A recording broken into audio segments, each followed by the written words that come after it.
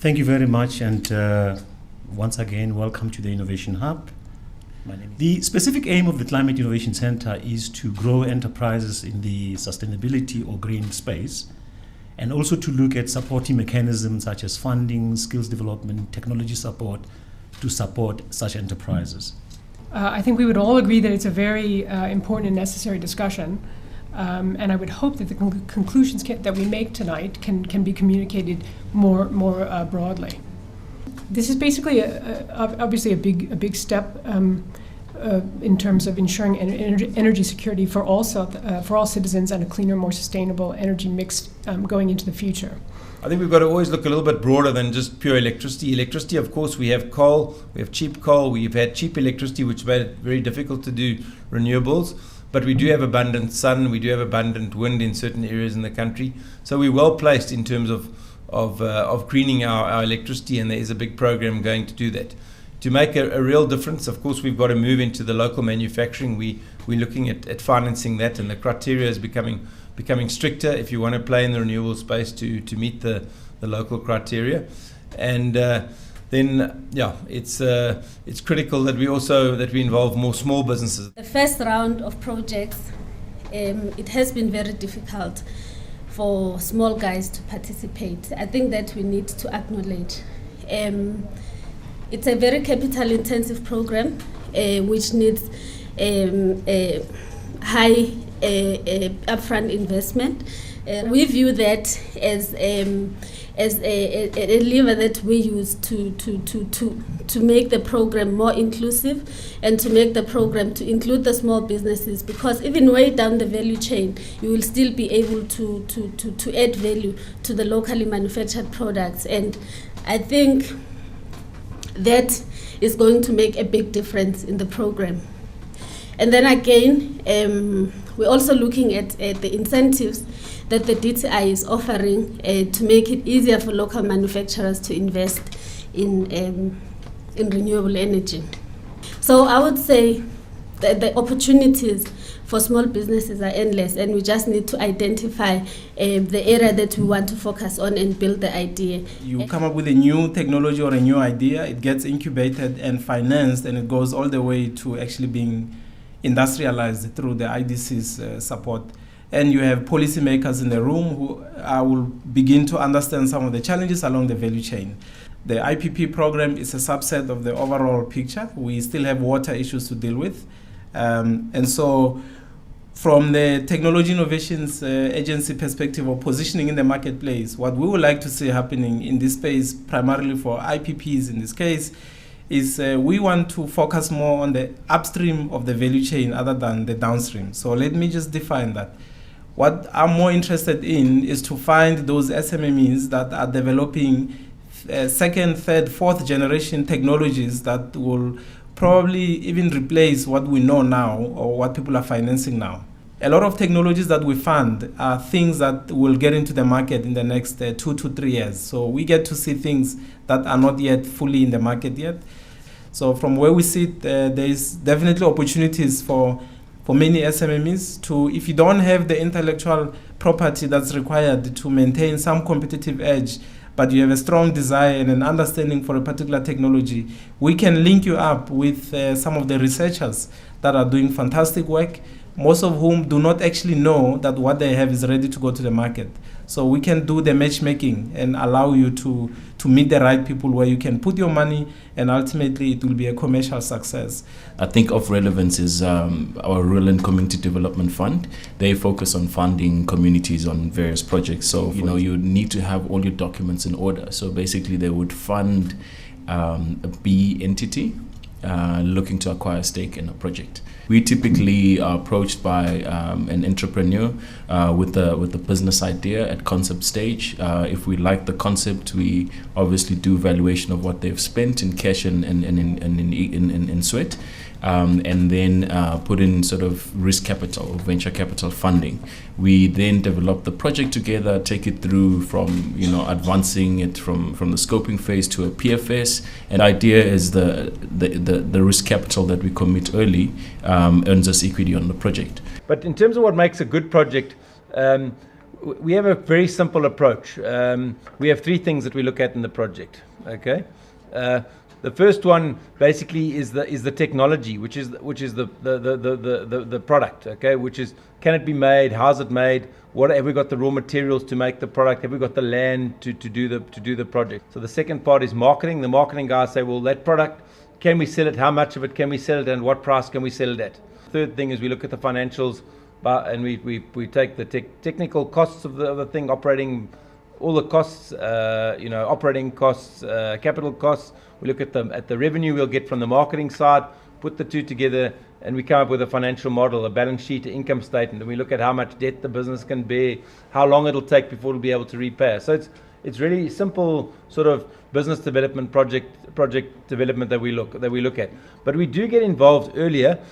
People can come to us with a complete application. We have regional offices. We have people that can help you put it into a business plan. If it's sort of a completed business, or if you've got a complete business idea, we'll have people that will assist you put it into financial models and things like that.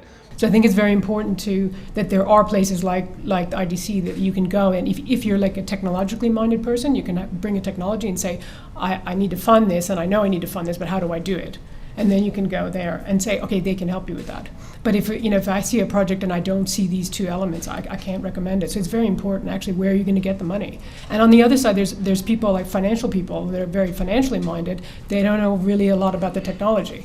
So it's both sides. We fund technologies and innovations that seem to be going towards the market. So we look at the market and the route to market. We look at the team.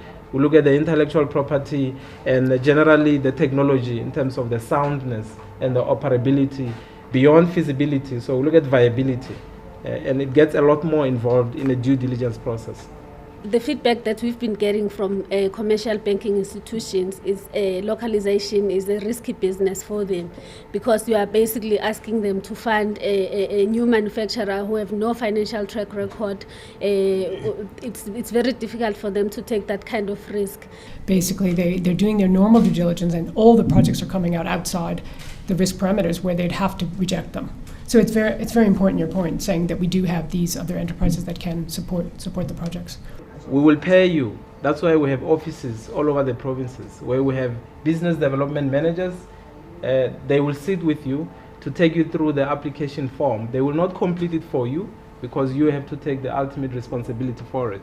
So if it's at a level where you need decoding of how the thing worked and you actually need to record that, we can direct you there. They can help you.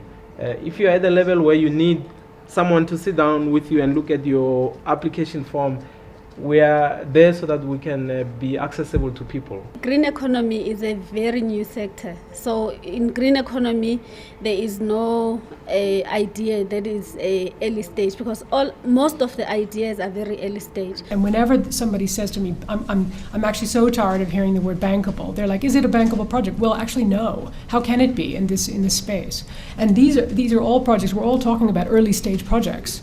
Look, obviously we look mainly at commercial projects, and we look at things that we can get to commercial. But because we're focusing across the green space, people can come to us at an earlier phase, and we'll say, well, we don't think it's a good idea for A, B, C reasons, because we've got projects that are we've got better competing technologies or projects that are already in existence. So the project developers have to get their own resources in terms of engineers and lawyers and so on, and then the banks get their own people to verify what you're submitting, and then further on, government has also got their own people to go through that, which is why there have been delays in the system. But for small-scale renewables, we've raised money from AFD, which is the French Development Agency, which specifically the money will be available over long tenures, so up to 15 years, at a fixed interest rate or a low variable interest rate. So, in other words, below prime, 2% or something below prime.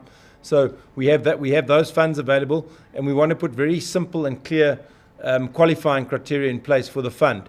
And then from the local content perspective, yes, we will still make local content requirements on the small scale project. So if all goes according to plan, in the third round of the large scale projects, we will see local content requirements being split between key equipment and the balance of plant.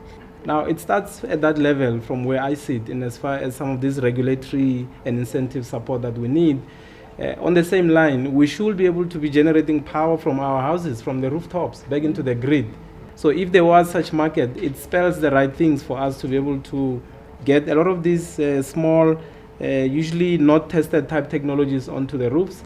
The wind space is quite interesting because between your 100 kilowatts your 100 kilowatt size of a turbine coming down to about 50, you can plot the dots in terms of availability of capacity.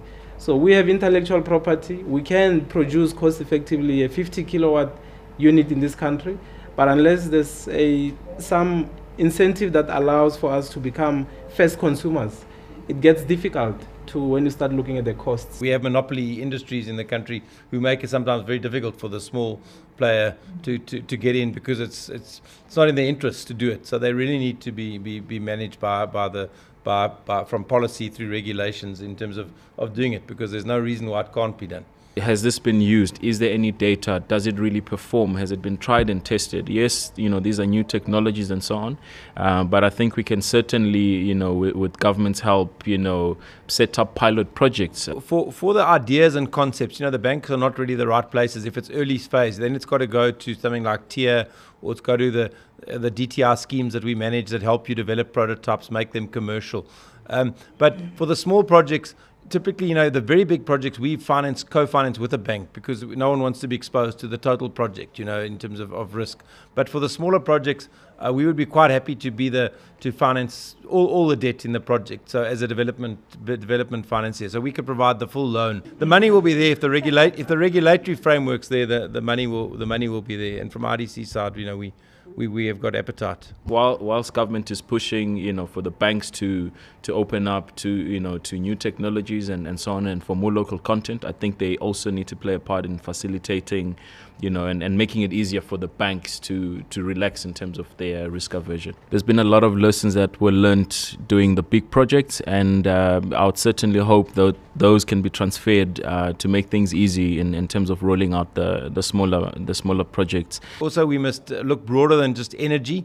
We must look at things like water pollution, air pollution, soil. Water is probably our most critical resource in this country. We take our raw materials. We have big landfill sites at all our major municipalities, so we don't recycle our plastic. We don't recycle enough of our tins, of our glass, of our paper. You've got to stick at it. You're doing the right thing, and I think it's got a great future ahead of it. What I think is we need to look beyond the Renewable Energy IPP program. Government has played a significant role in creating the market for renewable energy. And if you position yourself in the value chain on a very niche area and you focus on it and you become good at it, I believe we have an opportunity to, in this country, develop some of the best shutdown crews for some of these large plants.